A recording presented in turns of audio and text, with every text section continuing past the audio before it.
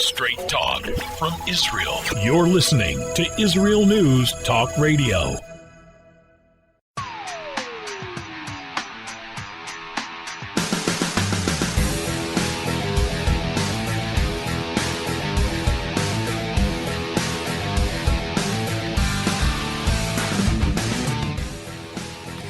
Well, today's show is going to be asking this question.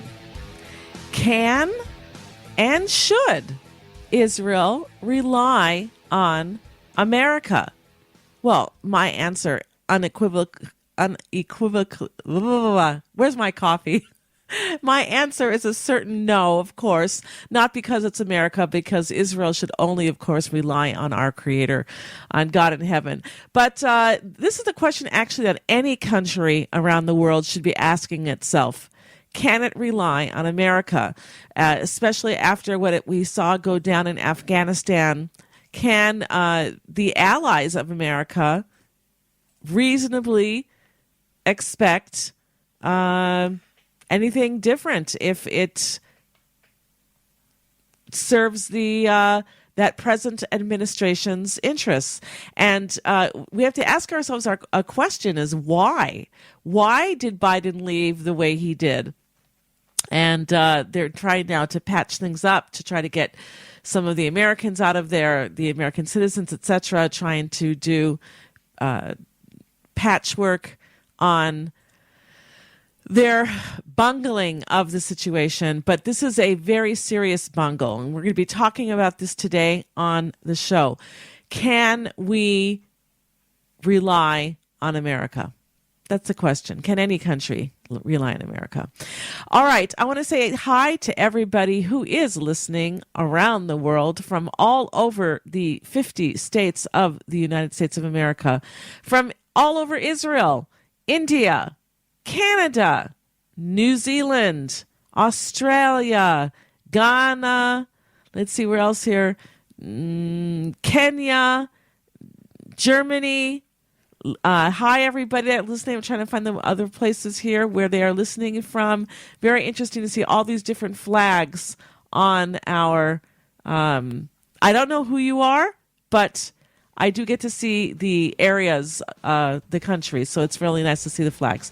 All right, a big reminder, there is a video on our homepage at israelnewstalkradio.com that will only be there for a few more days. I urge you to go and see it. Go to israelnewstalkradio.com and click on that big video right there that says Judea and Samaria. Take a peek into what settlements really look like. We'll be right back. The return of the Jewish people to the land of Israel was prophesied in the Bible thousands of years ago and is coming true today. Shalom. Join me, Josh Wander, on Israel Unplugged. Listen in as we delve into the spiritual and physical aspects of the Jewish return to Zion. We'll discuss the biblically mandated, historic, and of course practical understandings of this incredible transition from exile to redemption. That's Israel Unplugged, every Monday on IsraelNewsTalkRadio.com.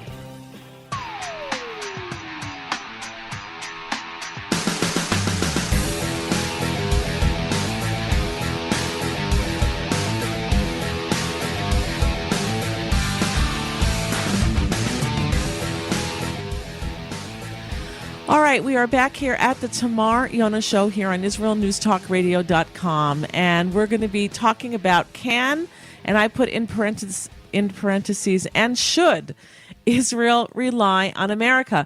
Now, I want to make a distinction here. The American people, wonderful people. The American idea, the Constitution, wonderful things. The American present administration under Biden, not so good, okay? And after this fiasco, what we've seen happen in Afghanistan, this has really ruined the reputation of America as a reliable ally around the world. Maybe you don't see it because you're in America, but from somebody outside with eyes outside, the world is looking at America and seeing an America that is weak and an America that is unreliable. And this is very sad. It makes me very sad because America is a great country. Well, we're going to be talking about this. My guest says that this show is going to be filled with facts and punchy anecdotes, perspectives, and even a unique prediction that may amuse us. That's what he says, and our guest is Barry Shaw today. Barry Shaw is the International Public Diplomacy Director at the Israel Institute for Strategic Studies. His books include Fighting Hamas, BDS and Anti-Semitism, and 1917 From Palestine to Israel. He has more books as well. You can check him out all on Amazon or at your local Steinmetzky bookstores here in Israel. You can visit his websites at strategic-israel.org and theviewfromisrael.com. So, Barry Shaw, the news today is that the new Prime Minister of Israel, Naftali Bennett, is going to be traveling now to the United States to meet with U.S. President Joe Biden on Thursday, tomorrow, if you're listening live. And he says that he will meet with the president in order to present an orderly plan that we have formulated in the past 2 months to curb the Iranians, both in the nuclear sphere and vis-a-vis regional aggression, unquote. He says here, I will tell the President Biden that it is time to stop the Iranians, to stop this thing, not to give them a lifeline in the form of re-entering into an expired nuclear deal, said Bennett. So with that presented, what say you, Barry Shaw? Well, thanks for the plug, Tamar. And yes, we're in troubling times right now. And as you say, that Naftali Bennett will be on his way shortly to meet the U.S. president for the first time during perhaps the most traumatic time in American history since 9/11. And he's going to find Joe Biden distracted. Basically, he's a president who finds it hard to assemble coherent thoughts at the best of time. As a hint, watch out for the cue cards that he brings out of his jacket pocket and perches on his knee as Naftali Bennett is talking. So he's got his Q-tips. But Bennett gets to meet Biden at a time in which this president is being quite rightly criticized globally over his ill-conceived troop withdrawal from Afghanistan. As we all watch the most dreadful scenes at Kabul airport, and heaven knows what's going on outside of the range of the cameras. And I would suggest that Afghanistan's a warning sign to American allies, particularly Israel, that we're at a very dangerous tipping point in global affairs. And we're seeing the weakening of a woke America, what I now call the disunited States of America. Internally, it's in a war with itself. And it's really based on the fact that the hard left wing of the Democrat Party are now pushing a critical race theory indoctrination, which is based on two things: hate white folk and hate their own country.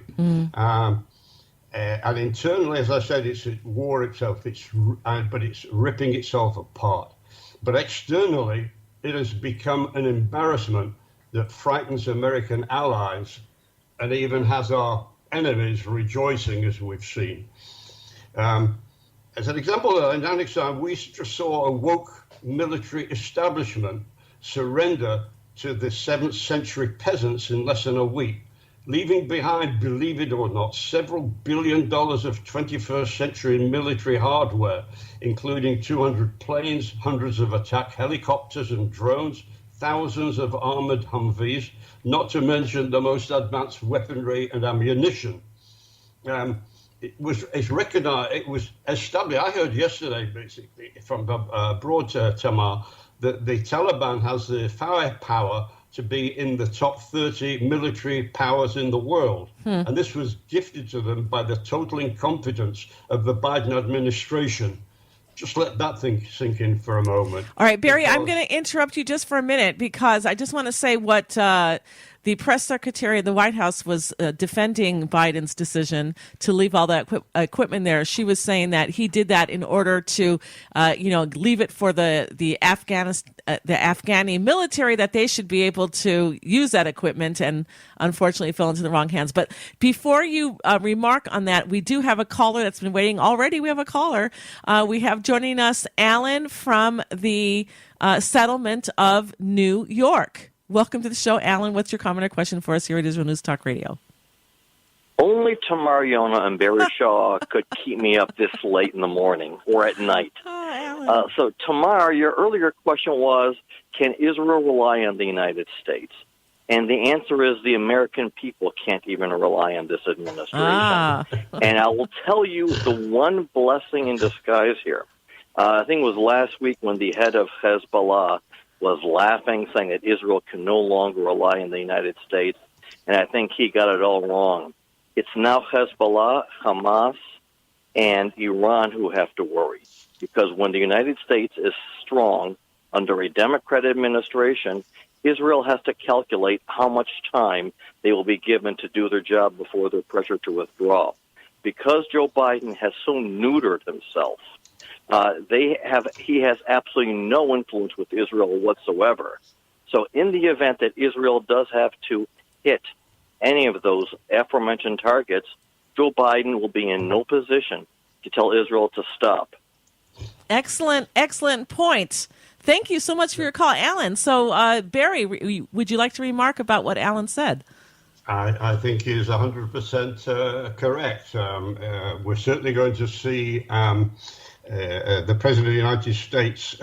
He's usually distracted anyway, but we're going to, Bennett is going to meet with him at the height of his distraction. At the same time, by the way, Bennett is going to meeting the failed United States Secretary of State Antony Blinken, also the Secretary of Defense Lloyd Austin, and also another character we see on TV apologizing or making excuses for the failures, Jake Sullivan, the National Security Advisor. And I want you to cast your mind back several months when you had me on the show, even before Biden was putting his cabinet together. And I spoke to you about watch out for these people in an organization called West Executive Advisors, headed by Antony Blinken. These are the people who control what goes on with the America foreign policy and American military, because they coordinate towards the major industrial complexes, both military and corporations. They do the back-down deals that bring these corporations billions of dollars. And this has been going on for about 2 decades so far as Afghanistan is concerned. These are the people that have pumped $30 billion of American taxpayers' money into Afghanistan, totally wasted. Their bookkeeping over there was awful. I didn't want to talk on the show about the ghost soldiers, because what was happening there in Afghanistan, although they've got a good army, a small army, a lot of the money went to what they called the warlords in Afghanistan. And to get their support, they were asked these warlords to recruit their tribespeople to fight alongside the United States and the Afghan army. Well, what the warlords did was that they knew that the Americans were incompetent there, and they were signing up what we call the ghost soldiers. They were people that didn't exist. They simply sent in a list of names, and they were paid per head for the list of people they had. You mentioned, I think, when you were talking in a show we had last week, about the mass payment and everything, and the fact that the Afghan army soldiers disappeared because they weren't paid. Right. Basically, I did some research after you mentioned that, and one of the reasons they disappeared, to answer Alan, was that they found that their air security supply had gone because the U.S. had withdrawn their troops, but left their planes and helicopters behind. So who was going to fly them? The the Afghan army were totally competent to fly, attack helicopters and everything. So they didn't have any air cover. That was one of the reasons they decided to take and run. And I want to mention one final statistic. America's quite right, grieving over the 2,500 American soldiers who have been killed fighting for Afghanistan. But people don't know this. Richard Kemp reminded me of this. In fact, the Afghan army were a capable army. The Afghan army lost 50,000 of their people fighting the Taliban. Hang on to that thought. We have to go to a break. We're going to be right back, everybody. Don't go anywhere.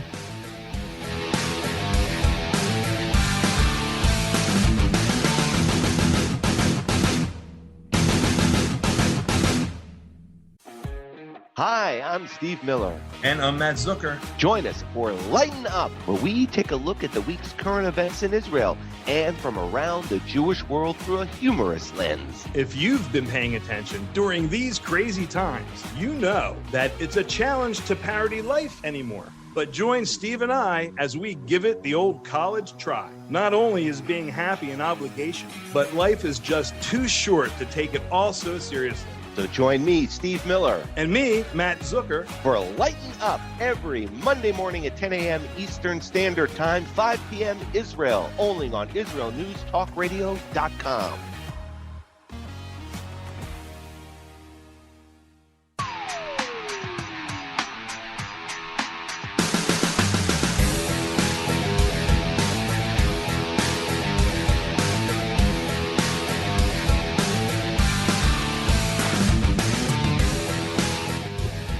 All right, we are back here at the Tamar Yonah Show on IsraelNewsTalkRadio.com. And Israel's Prime Minister, Naftali Bennett, is scheduled to meet with the U.S. President, Joe Biden, on Thursday, the 25th of August. And our guest is Barry Shaw, and he's here to tell us about what we might expect. So on that note, Barry, how do you believe that the Bennett-Biden meeting is going to go? Well, I'd be very interested. I'm sure that Bennett will be a gentleman and won't raise the question that I'm going to raise here. If I was in his shoe, behind closed doors, whether I'm meeting with Biden or more specifically Blinken, Lloyd Austin, and Jake Sullivan, I would ask them this question. Which country on earth withdraws its troops from enemy territory but leaves its citizens behind enemy lines? This is what America has done. And they admitted, even the Pentagon admitted, they didn't know exactly how many Americans are in the hinterland of Afghanistan. So how the heck, and they don't know where they are, so how are they going to extract American citizens in the deadline that the Taliban have given them to the end of August? It's amazing. Well, a lot of the citizens can't even get, the American citizens can't even get to the airport safely and get out. Of course they can't, because Taliban control all the roads and stop people. If you're in Kandahar or Jalalabad, how the heck are you going to get to Kabul airport? But do you think that Bennett's going to ask Biden about that? I think that he's going to be more on the Iran I'm issue. sure he won't. I'm sure he'll be too much of a gentleman to raise it. Right. But for your listeners, the point I want to make is that he could tell them we know a thing or two about troop withdrawals. We left South Lebanon unilaterally in the year 2000. We went in there to drive out Yasser Arafat and his Palestinian terrorists, and we stayed at the request, basically, of the Christian militia. And during that retreat, by the way, we also brought out members of the South Lebanon army and their families who would have been slaughtered by Hezbollah had we left them there. We left under public pressure because we were bogged down in Lebanon. And there was a relentless loss of Israeli soldiers' lives in the security zone. And we were plunged into the Second Lebanon War 6 years later to face Hezbollah. And today, because we've withdrawn from Lebanon, we're now faced with a fully fledged Hezbollah army, backed and paid for by Iran on that front. And we now have a terror organization in control of Lebanon with an estimated 150,000 powerful missiles and rockets ready to be used against us. We also left Gaza unilaterally, remember, Tamar, in 2005. Both of those things fiascos on our part, yes. Right. We pulled out. Can you imagine, the point I want to make here, can you imagine if we'd have pulled out of Gaza all the troops and left the 9,000 Israeli civilians there, the tender mercies of Hamas? Oh, my goodness. That would have been horrible.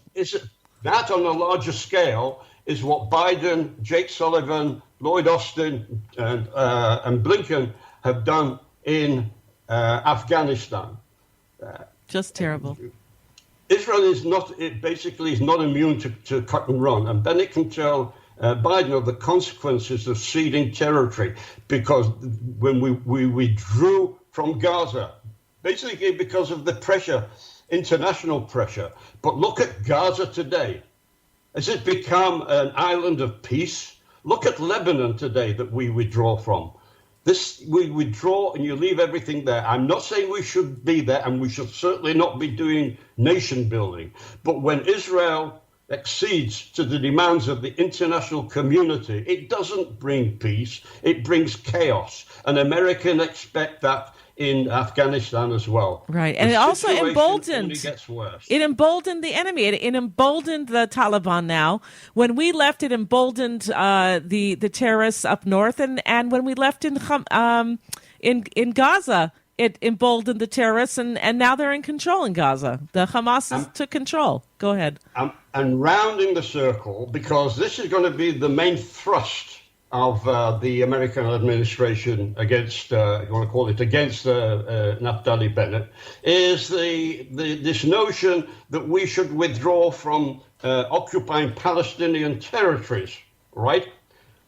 So-called two-state solution, without anybody guaranteeing that the Palestinian Authority, which is an amalgam of Palestinian terror groups like the PLO and the PFLP, that's the Palestinian Front for the Liberation of Palestine, are still there in control and still vowing to eradicate the Jewish state and create their own paradise from the river to the sea. And Biden can tell, Bennett can tell Biden that the money that Biden recently approved and sent to the Palestinian Authority still gets shifted in rewarding payments to their terrorists, the pay-to-slay program, dead or alive, despite the existence of 2 U.S. laws forbidding such payment, along such gruesome things as well. So there's a lesson there to be learned as well.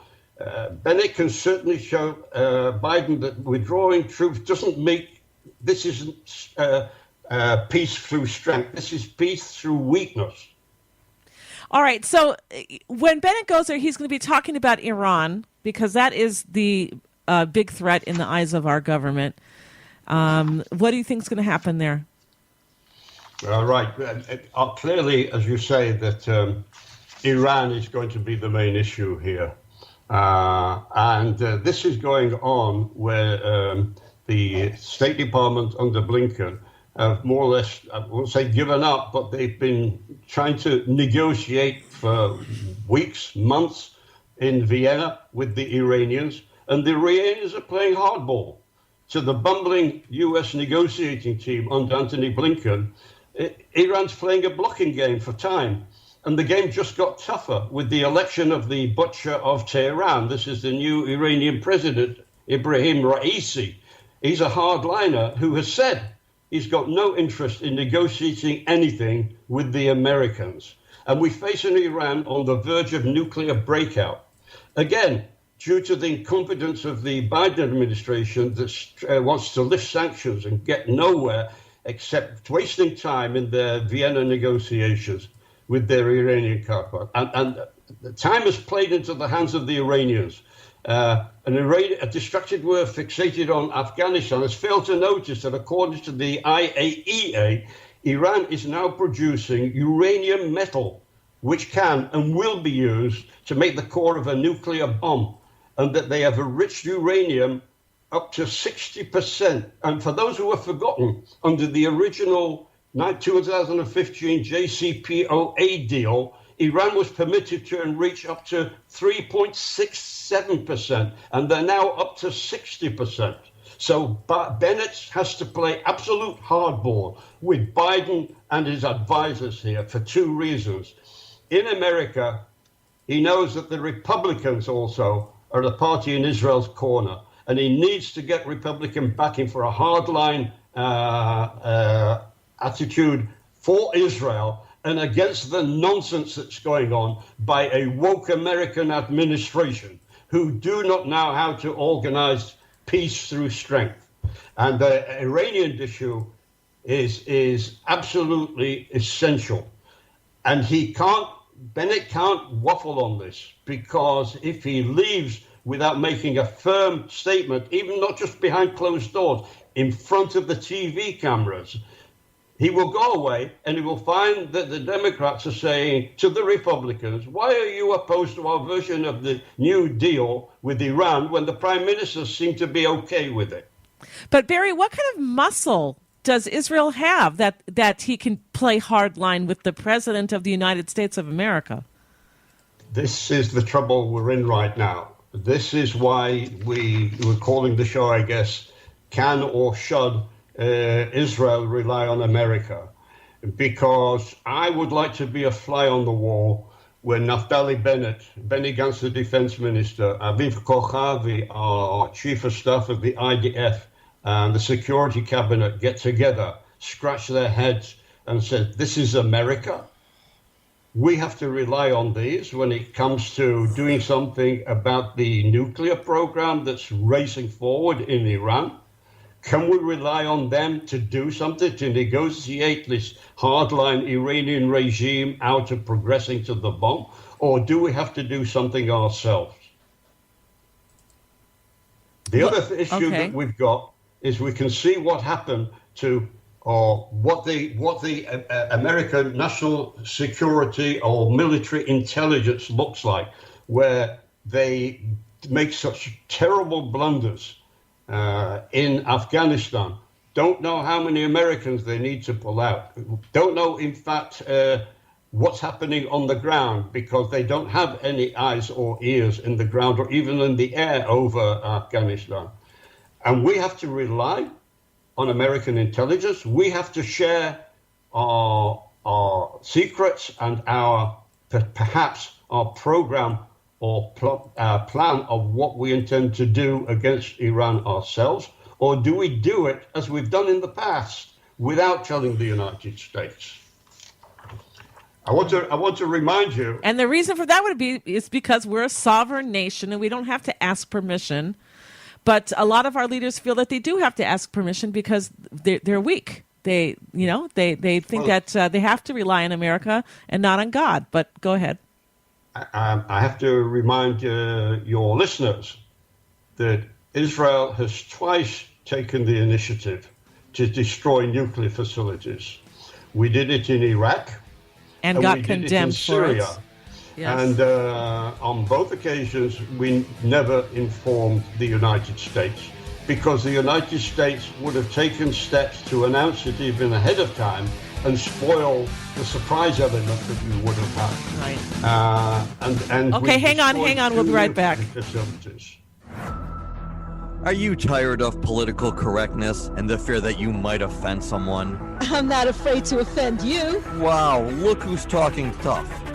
One has to be tough to keep sane today.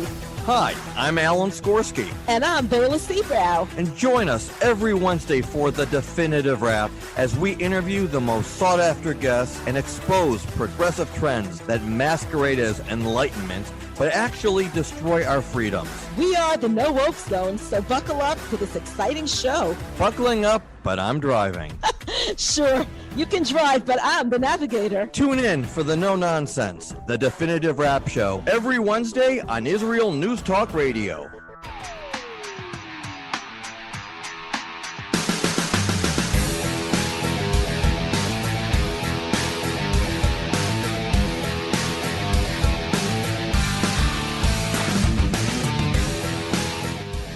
All right, we are back here at the Tamar Yonah Show on IsraelNewsTalkRadio.com. This is our last segment. Our guest is Barry Shaw, and we've been talking about can and should Israel rely on America after what the world has seen taking place in Afghanistan with the abandonment of American citizens there, the abandonment of Afghans who worked with the West, not just for America, but for the UK, for France, etc. These people are in danger because the Taliban looks at this as a threat. They hate the West, and they hate anybody who worked with the West.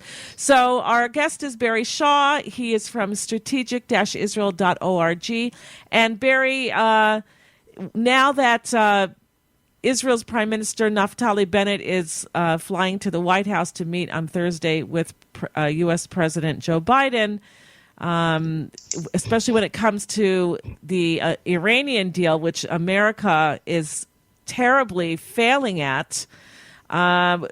Israel may need to go it alone and do what it did in the past in order to assure its survival from this Iranian nuclear threat, just like we did from the Iraqi nuclear threat that they were building nuclear weapons. Also, Israel went and attacked it. We were condemned by the entire world, including America, only years later when the Gulf War broke out and America would have been facing a nuclear Iraq. Did America then say Israel was right in what they did? But that was a little too late. But where would you like to start?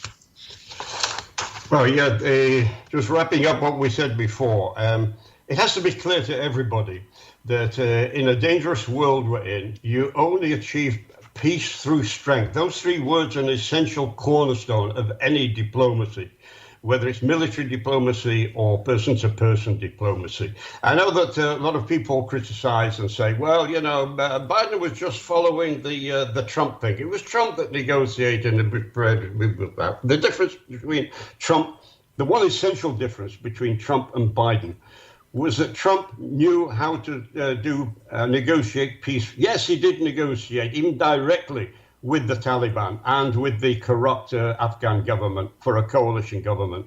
But what he did, the difference between him and Biden was that Trump talked directly to the Taliban mullah, the head of the Taliban, and said, I'm not just going to trust you, we'll keep this coalition government, but if you take one violent step against it, I'm going to bring the hammer down on you. I'm going to do to you what we did to ISIS. You know what happened to ISIS. And I'm going to do to you personally. I know where you live. And I'm going to do to you what I did with al-Baghdadi.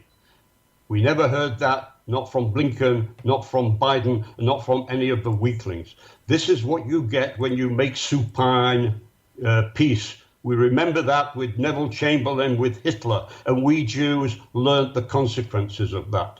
When you're dealing with an uncertain, violent enemy, some that seem to be more rooted with ideological things going back to the 7th century, you have to make it clear to them you will bring down the hammer on them.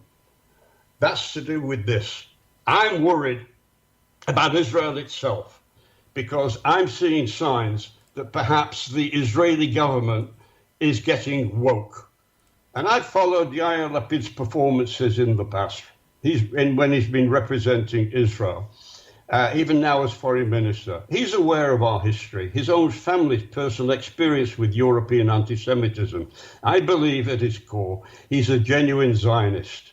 But his political flirting with woke ideas leave me worried.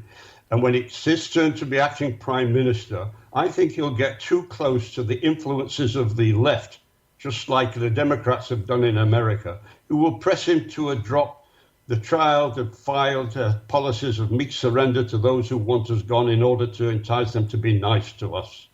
That's like appealing to the Taliban. That's like appealing to Hamas. That's like appealing to Hezbollah. It's got us nowhere in the past, and it's going to get us nowhere in the future, except perhaps a more dark and dangerous place. Those that want to force us into this dark alley should leave us alone until they turn Hamas and the PLO into Hare Krishna peace-loving hippies. Let's start with them. If people like Yair Lapid and others in the Israeli government want to reach out and show the Palestinians and Hamas and the PLO how wonderful and peace-loving we are, first of all, get the international community to turn, as I say, Hamas and the PLO and a Palestinian Islamic Jihad into peace-loving hippies, prepared to accept our presence here in the Middle East, prepared to acknowledge there is a Jewish state of Israel, and their only desire is to live alongside us for the best prosperity of their own people. And until that happens, don't play with fire. And Yair Lapid is due to be Prime Minister in August 2023. That's just over a year before the next presidential elections in America. And we need to keep the brakes on people like Lapid to stop him from giving all the goodies in the Israeli candy store to the Palestinians before the Republicans win the White House again and choose a tougher, smarter president than Kamala Harris, who I believe is going to be the next sitting president at that time. And if we've got time, I can tell you how I assess she's going to be president and why. Okay, well, we have about 4 minutes. We have 4 minutes. Okay. Why do I say that Kamala Harris is going to be president by the next, perhaps even for the midterm election? Because of Nancy Pelosi. Nancy Pelosi sees her Democrat House of Cards collapsing almost as rapidly as the American House of Cards collapsed in Afghanistan. And she's the most cunning political animal in Congress. And she's the way the winds are blowing. And it's not just in her favor. It's against the favor of the Democrat Party. And her January the 6th, the January 6th inquiry into the protests at the Congress building, it was far more peaceful than the mass rioting, looting, arsenal, death and destruction by Democrat voters throughout 2020. And according to the recent FBI report from a few days ago, it was not a comprehensive, organized insurgency. That, according to the FBI, and that's been the narrative Pelosi has been pushing, which is totally inaccurate. And for Pelosi, the clock is ticking towards the 2022 midterm election. And if the Democrats lose the House, as is extremely likely, Pelosi has to hand over a gavel and her political dominance and career comes to an end. And she's a wily old bird. And she'll stab anyone in the back to prevent that from happening, including in the back of the geriatric Joe Biden. And I believe this is why Kamala Harris silently removed herself from America when this crisis was going on to take a long-distance flight to the tiny refuge of Singapore. Why would she go to Singapore? What will Singapore, America, benefit from the sudden visit of the U.S. Vice President? Absolutely nothing. So why did she go so suddenly? She had to keep herself virgin clean away from the administration and their filthy retreat from Kabul and the shame and embarrassment. And my instincts tell me that Pelosi is plotting the removal of Biden and introducing the American version of Joan of Arc. She'll get the media to move away from Afghanistan. The American media audience has short attention span. They much prefer to get behind the woke celebration of the emergence of America's first female president, and a colored one at that. They'll be pumped up all the way to next November. Anything to blot out the decay of a strong and patriotic America that stands firm with its allies and projects a clear policy of peace through strength. This is where wokeism gets you. And we can see it in the decay of America, and God help us if it rides in Israel. Wow. So do you think this is all planned? Do you think that, I don't really think that Joe Biden is running the show. I think he's more like just taking orders from the top power elite. And do you think that they did this purposely because they want to get him out and put in Kamala Harris? And what would be the reason, if so, if everything I said is true, because I don't know that it is, but if everything I said is true, what would be the reason? Because if other people are running the show behind the scenes, what does it matter what window dressing you have, whether it's Biden or Kamala Harris, etc.? As I said, the person that controls government, so far as the Congress is concerned and the House is concerned, is Nancy Pelosi. You have to understand, these people are not interested in America. They're interested in their own careers and their own positions and everything. And Pelosi is going to defend her position to the end. And if she sees that the mood is swinging and has swung in America against them, particularly every time Biden opens his mouth or does a policy like open borders and falling economy and rising inflation, and now this disaster internationally, she sees her position quaking. Her house of cards is coming down. She has a bare majority in the House, and she sees she's going to lose it. And Pelosi is the sort of hard politician who will do anything in order to preserve her position, even if it means throwing the geriatric president of the United States under the bus. And they will do this because their promotion, as I said, of a president who's going to be equally bad and equally impotent, maybe even worse, Kamala Harris, but they will project her like they do. You know, they went crazy over Obama about making American history the first black president. So they will sweep all the bad news and all the we had Obama as the first black president, and before that Clinton. That's just a joke.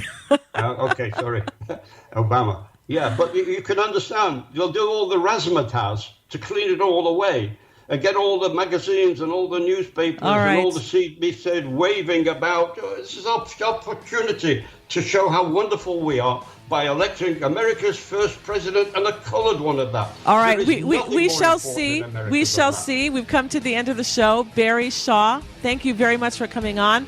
Let's hope the meeting goes well for everybody, both Israel and America and the world. Thank you, everybody, for being with us. If you love Israel News Talk Radio, then you'll love our Facebook page. We keep you up to date on what's happening in Israel, plus little surprise treasures that we don't share on the radio. Go now to follow us on Facebook. Just look for the Israel News Talk Radio Facebook page, and don't forget to subscribe and follow us by clicking on the like button. We post great stuff there that you'll want to share. Israel News Talk Radio on Facebook and Israel News Radio on Twitter. If you're hearing this message, everyone else can too.